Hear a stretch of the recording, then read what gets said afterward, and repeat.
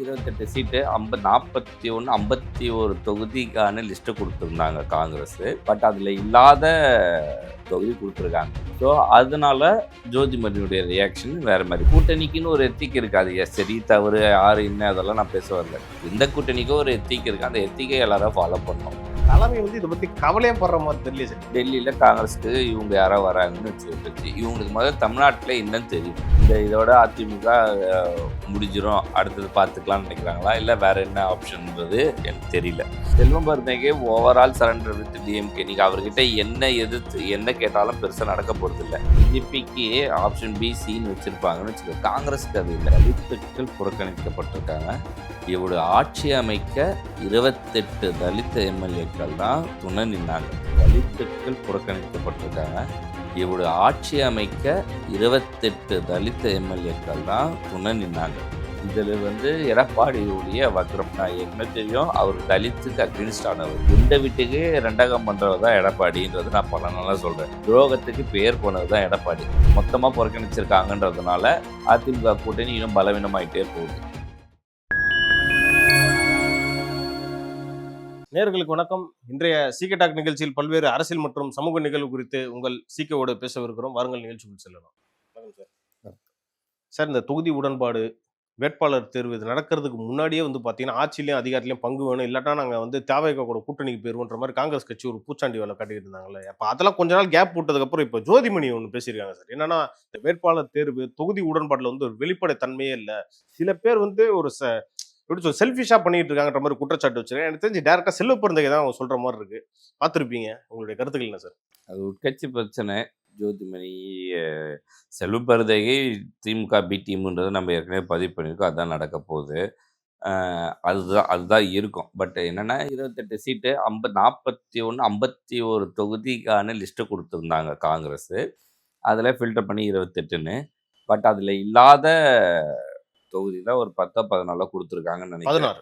16 தொகுதி கொடுத்துருக்காங்க. ஸோ அதனால ஜோதிமணியுடைய ரியாக்ஷன் வேற மாதிரி. இப்போ வெற்றி வாய்ப்பு இருக்கிற தொகுதியை விட்டுட்டா என்ன பண்ணுறது அப்படின்ற மாதிரியான இதுதான் அவங்க கேட்குறாங்க. பட் ஜோதிமணி எலெக்ஷனும் ஃபைனல் ஆயிடுச்சு, கூட்டணின்னு ஆயிடுச்சு. இந்த செட்டு இதெல்லாம் பப்ளிக்கில் பேசுறதை அவாய்ட் பண்ணணும். அவங்க உட்கட்சி பிரச்சனை உட்கட்சியிலே வச்சுக்கணும்.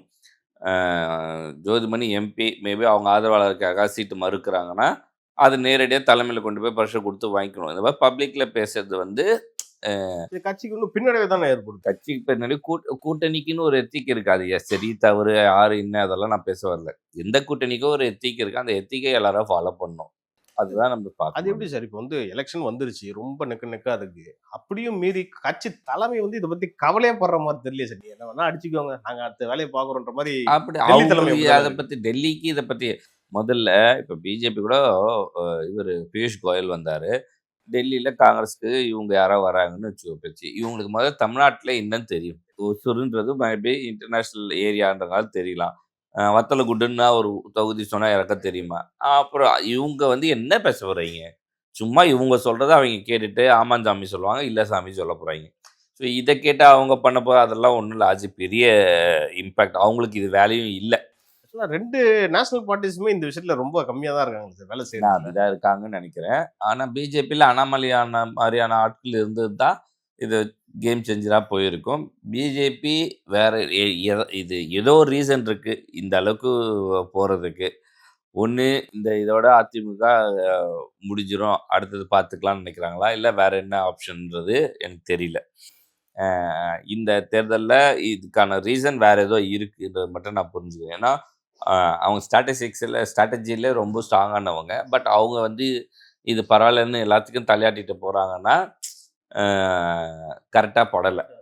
ஸோ அந்த கரெக்டாக படலைன்ற கண்டென்ட்டை பார்க்கும்போது இதுக்கு வேறு ஏதோ ஒரு அஜெண்டா இருக்குன்றது தான் நான் நினைக்கிறேன். அது மாதிரி காங்கிரஸை பொறுத்த வரைக்கும் அடுத்த எம்பி தேர்தலில் தான் இதோட பேச போகிறாங்க. தலைமைக்கு பேச வேண்டிய காரணத்தான் அங்கே தான் இருக்குது. இது உட்கட்சி பிரச்சனை அவங்க உள்ளுக்குள்ளே வச்சு முடியறதுக்கு பார்க்கணும். செல்வம் பெருந்தகை ஓவரால் சரண்டர் வித் டிஎம்கே. நீங்கள் அவர்கிட்ட என்ன எதிர்த்து என்ன கேட்டாலும் பெருசாக நடக்க போகிறது இல்லை. திமுக சார்பாக தான் நடக்கும். அது இவங்க பேசினே இருக்க வேண்டியது அவர் செஞ்சுட்டே இருக்க போறாரு. எப்படின்னா பாஜகவுக்கு ஒரு நயினார் நாகேந்திரன் மாதிரி இப்ப செல்வ பிறந்தகை வந்து காங்கிரஸ் 2 ஆமா. பேருமே வந்து ஃபுல் அண்ட் ஃபுல் சரண்டர் 2 சைடும். சரண்டர். அதுல எந்த மாற்றம் இல்லை. அதுல எந்த மாற்றம் கிடையாது. இது எப்படி சார் அப்ப நாளை பின்ன தொண்டர்கள் வந்து சோர்வடைஞ்சு 2 கட்சியில் வேலைக்கு போனா அதை பத்தி கவலைப்பட மாட்டாங்களா அவங்களாம்? இல்ல பார்த்துக்கலான்றப்ப அப்ப பிஜேபிக்கு ஆப்ஷன் பி, சின்னு வச்சிருப்பாங்கன்னு வச்சுக்கோ. காங்கிரஸுக்கு அது இல்லை. காங்கிரஸுக்கு கலைய இப்போ இந்த இது தேர்தலுக்கு அப்புறம் கொஞ்சம் இப்போ இந்த தேர்தல் நேரத்தில் இப்போ நிறைய பேர் வந்து டிவிகேல இணைஞ்சாங்க. இன்னும் கொஞ்சம் பேர் இணைஞ்சிருவாங்க நாளைக்கு. மாநில பொதுச் செயலாளர் செல்வமே போய் இணைஞ்சிட்டாரு. செல்வமே சேர்ந்தாரு. அவர் பின்னாடி நிறைய பேர் சேர்ந்தாரு. இன்னும் சேருவாங்க.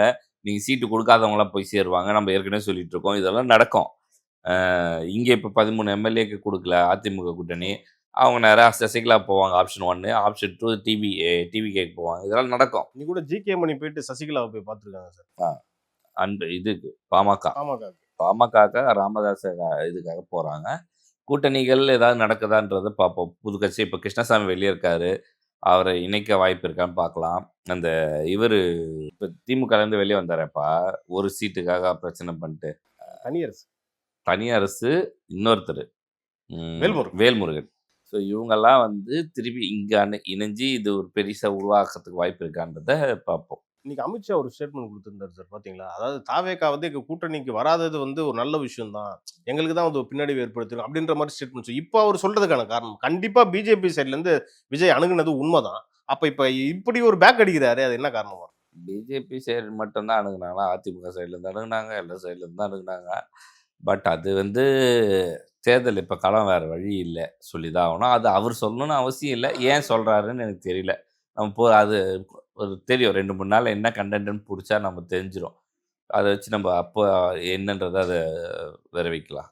அதிமுகலே 13 பேருக்கு எம்எல்ஏ சீட்டு, முன்னாள் எம்எல்ஏ 13 பேருக்கே வந்து ஒரு கொடுக்கல, பாத்தீங்களா சார்? முக்கியமான ஆளுங்களுக்கே கொடுக்கல. என்ன நினைச்சிட்டு இருக்காரு ஒரு எடப்பாடி? அவர் அம்மான்னு நினைச்சிட்டு இருக்காரு. ஆமாம், ஜெயலலிதா அம்மா நினச்சின்னு இருக்காரு. அவர் பண்ணுறாரு. சரி, அது கூட பரவாயில்ல. தலித்துக்கள் புறக்கணிக்கப்பட்டிருக்காங்க. இவருடைய ஆட்சி அமைக்க 28 தலித் எம்எல்ஏக்கள் தான் துணை நின்னாங்க. அந்த நேரத்தில் எல்லாரும் சொல்கிறாங்க கொங்கு பெல்ட்டில் 25 எம்எல்ஏ 28 எம்எல்ஏ இருந்தாங்க, அதனால தான் அவங்களுக்கு சிஎம் கொடுத்தாங்கன்னு. ஆனால் அதை விட ஒரு சீட்டோ 2 சீட்டோ அதிகமான எம்எல்ஏக்கள் இருந்தவங்க தலித் மக்கள் தான். ஆனால் அவங்களுக்கு இவர் வந்து சீட்ஸே வந்து கொடுக்கலன்றது ஒன்று. முன்னாள் சபாநாயகர் தனபால் அவருக்கு வாய்ப்பே கொடுக்கல. இதில் வந்து எடப்பாடியுடைய வக்ரம் நான் ஏற்கனவே தெரியும். அவர் தலித்துக்கு அகென்ஸ்ட் ஆனவர். அவர் சிஎம் ஆகும் போது நிறைய அவருடைய பழைய ஹிஸ்ட்ரியை கலரும் போது சில பேர் பேட்டிலாம் கொடுத்துருப்பாங்க. ஒரு தலித் ஏதோ ஒன்று பண்ணிட்டாருன்னா அவர் வீட்டை மரத்தில் கட்டி வச்சு அடிச்சாருலாம் கூட. ஆமாம், இப்போ டிவிகளெல்லாம் இப்போ ஹைலைட்டடாக வந்தது. அவங்க அண்ணன் அவரை பற்றி பேசினது இருக்குது. இந்த மாதிரி நிறைய விஷயங்கள் இருக்குது. நான் கிருஷ்ணசாமியை சேர்க்காமல் இருக்கிறதுலையுமே நான் அதை பார்க்குறேன். அவருடைய அரசியலில் பல டைம் வந்து கிருஷ்ணசாமி பிஜேபின்னு சேர்த்தா தான் அலைன்ஸ்குள்ளே இருந்திருக்காங்க தவிர இவர் நேரடியாக பேசினதே கிடையாது. ஸோ இவர் அந்த இதை இப்போ வேணுக்குன்னே புறக்கணிக்கிறாரு. அவர் அந்த நாட்டாம ஒரு மனக்கோட பண்ணையார் குணத்தில் இருக்கிறாரு அப்படின்ற மாதிரி தான் நான் பார்க்குறேன். சார், அவர் சிஎம்மா இருக்கிறப்போ பட்டியலின மக்களுக்கு நாங்கள் நிறைய செஞ்சுருக்கோன்ற மாதிரி சொல்லியிருக்காரு. என்ன செஞ்சு இல்லை, நான் திரும்பி சொல்கிறேன். தனபால் ஒரு நிகழ்ச்சி ஏற்பாடு பண்ணி அங்கே வந்தவங்களில் சாப்பிடாம போனாங்கன்றதுல இந்த கேங்கும் இருக்கு. சரியா? அப்படி இருக்கும்போது அதுக்காக அம்மா அவரை அமைச்சராக்குனாங்க. அதுக்கப்புறமும் மரியாதை இல்லைன்னும் போது எல்லாருமே எழுந்து நிற்கணுன்ற ஒரு ஸ்பீக்கர் போஸ்டிங்கை கொடுத்தாங்க. அவங்க எங்க, இவர் எங்க? கட்சியில கூட பெருசா முக்கியத்துவம் கொடுத்த மாதிரி தெரியல. இல்லை இதுக்கு வேணா காரணம் சொல்லிக்கலாம். இப்போ வந்து அதிமுக சொம்பு தூக்குறவங்க அவர் பையன் வந்து டிவிகேக்கு போயிட்டானா எத்தனை பேர் பையன் டிவிகேல அப்போ அம்மா பாடியன் மாறி வேற கட்சியில இருந்து நீங்கள் கொடுத்துருக்க வேட்பாளர்களை யாருமே வேறு கட்சியில் இல்லாத குடும்பத்தார் யாருமே வேறு கட்சியில் இல்லைன்னு உங்களால் ப்ரூவ் பண்ண முடியுமா? சரி, இதெல்லாம் வந்து லாஜிக்கே இல்லை. அந்த மனுஷன் விசுவாசமாக கடைசி வரைக்கும், ஏன்னா அந்த மனுஷன் கண்டிப்பாக விசுவாசமாக அதிமுக தான் கடைசி வரைக்கும் இருக்கணும்னு நினைப்பாரு. ஏன்னா அம்மா அந்த அளவுக்கு அவருக்கான இடத்த கொடுத்துருக்காரு. எப்பேற்பட்ட பல பேர் வந்து அவங்களுக்கு விசுவாசமா இருந்தவங்களே இன்னைக்கு திமுக பக்கம் போயிட்டு இருக்காங்க சார். போயிட்டாங்க. வேறுபட்ட ஒரு மாதிரியான ஸ்டோரிய கதையா எடுத்து உதயநிதியும் வடிவேலும் படமே படமே பண்ணிட்டாங்க. பண்ணிட்டாங்க. அவங்க கட்சியில இருக்கவங்க கூட இவருக்கு மரியாதை கொடுக்கும்போது, சொந்த கட்சிக்காரன் நீ மரியாதை கொடுக்க மாட்டேன்டி, நீ எல்லாம் என்ன மனுஷன் அப்படின்னு தான் கேட்க தோணுது. அவங்க உட்கட்சி மேட்ரு நம்ம கேட்டு என்ன அவங்களுக்கு என்ன ஏதோ உரைக்கவா போகுது, இல்லை ஏதோ செய்யணும்னு தோணவா போகுது. அது இல்லாம நான் சொல்றேன்னா, அந்த 16 இதில் கிட்டத்தட்ட 28 31 எம்எல்ஏக்கள் வந்து தலித் சமுதாய மக்கள். புரியுதா? பூந்தமல்லியிலேருந்து மதுரவாயிலேருந்து இவர் தானே அரக்கோணம் ஏகப்பட்ட தொகுதிகள் வந்து தலித் மக்கள் தான் இருந்தாங்க. அதாவது மொத்தம் 120 22 எம்எல்ஏக்கள்ல 28 26 எம்எல்ஏ கொங்கு மண்டலம். அதே மாதிரி அதை விட ஒரு 2 சீட் எனக்கு சரியா ரொம்ப நாள் ஆனதுனால டேட்டா அதுக்கு ஈக்குவலாவோ அதை விட 2 சீட் அதிகமாகவோ என்னமோ வந்து தலித் மக்கள் அதிமுக இந்த மாதிரி இதுவாக தான் இருந்தாங்க. வன்னியர் சில பேர் எல்லா சமுதாயத்தில் இவங்க அதிகமான மெஜாரிட்டி. இவங்க 2 பேர் சேர்ந்து கிட்டத்தட்ட 60 சீட்டு 55 சீட்டு 60 சீட்டு இவங்க கண்ட்ரோலில் தான் இருந்துச்சு. ஒரு விஷயம் இருக்குது சார். அதாவது பட்டியலின மக்கள் எல்லாருமே வந்து திமுகவுக்கு தான் ஆதரவாக இருப்பாங்க அப்படின்ற மாதிரி ஒரு பிரச்சாரமும் பண்ணுவாங்க. ஆனால் பல பேர் வந்து அதிமுகவுக்கு தான் வாக்களிச்சிருக்காங்க கடந்த காலத்தில். கடந்த இதில் இருந்திருக்காங்க. தனபால் ஸ்பீக்கர் ஆக்கினது அப்புறம் திருப்பி அதனால தான் சசிகலா அவர்கள் எடப்பாடியுடைய இதுலேயுமே தனபாலையே ஸ்பீக்கர் ஆக்கினாங்க. ஆமாம், ஓகேவா? 2 பேர் பவர்ஃபுல்லாக வேணும்னு கொடுத்து 2 பேர் ஈக்குவலான எம்எல்ஏஸ் இருக்காங்கன்றதுனால இவர் இங்கே முதலமைச்சராகவும் இவங்களுக்கு ஸ்பீக்கராகவும் ஆக்கினாங்க. சார் அதெல்லாம் தாண்டி எடப்பாடி கவர்மெண்ட்டை காப்பாற்றினதுல தனபாலுக்கு முக்கிய ரோல் இருக்கு. பெரிய பங்கு இருக்கு. முக்கிய ரோலில் பெரிய பங்கு. அந்த 18 எம்எல்ஏக்கள் இதை வந்து தட்டி கழிச்சு அதுதான் சொல்கிறேன். உண்டை வீட்டுக்கு ரெண்டகம் பண்ணுறது தான் எடப்பாடின்றது நான் பல நாளாக சொல்கிறேன். துரோகத்துக்கு பேர் போனது தான் எடப்பாடி. இன்னைக்கு தனபாலுக்குமே அது நடக்குது. ஆட்சியை காப்பாற்றி சபாநாயகராக இருந்து கொடுத்த தனபாலுக்கு ஒரு எம்எல்ஏ சீட்டு கொடுக்க முடியாத நீங்கள் எந்த விதத்தில் மக்களுக்கோ இல்லை சொல்கிற இதுக்கோ செய்ய போகிறீங்க? ஏன்னா அவினாசி தொகுதியில தான் அவர் வந்து போட்டிட்டு இருக்காரு. கடந்த முறையில் பல வாட்டி ஜெயிச்சிருக்காரு. அவர் பையன் வந்து தாவேக்கால இணைஞ்சதை வந்து இப்படி பண்றாங்களா? அதனால இணைஞ்சா என்ன பண்ணாதான் சொல்கிறேன். வேற யாரும் உங்கள் இதில் கட்சியிலே இல்லையான்னு கேட்குறேன் நான். முதல்ல உங்கள் வீட்டில் இப்போ இருக்கிறவங்க நிர்வாகி எம்எல்ஏ இருக்காங்க, இல்லை நிர்வாகிகள் வீட்டில் இருக்கவங்க பிள்ளைங்களாம் டிவிக்கு ஓட்டு போட மாட்டாங்களா?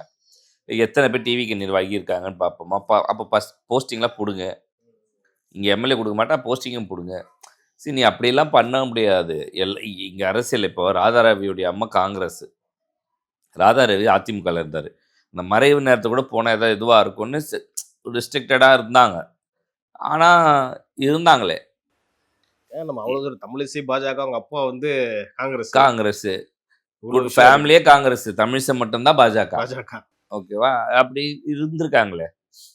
இப்போ நீங்கள் இது வந்து நான் அது சரி. அப்படி போனாலும் தாழ்த்த மக்களில் எவ்வளோ பேருக்கு நீங்கள் சீட்டு கொடுத்துருக்கீங்க? ஸோ இதில் வந்து பார்த்தோம்னா இந்த வாட்டி பட்டியலின மக்களுடைய வாக்குகள் அதிமுக பக்கம் போவே போகாது. அது ஆல்ரெடி திமுகக்கும் திருமாவளவன்லேருந்து டிவிகே போனது இப்போ இங்கேருந்துமே போகும் போல இருக்கு. என்ன மொத்தமாக டிவிகே போகாமல் கொஞ்சம் திமுகவுக்கு போகவும் வாய்ப்பு அதிகம். மொத்தமாக புறக்கணிச்சிருக்காங்கன்றதுனால அதிமுக கூட்டணி இன்னும் பலவீனமாயிட்டே போகுது. நேரத்துக்கும் கருத்துக்கும் நன்றி சார். நன்றி.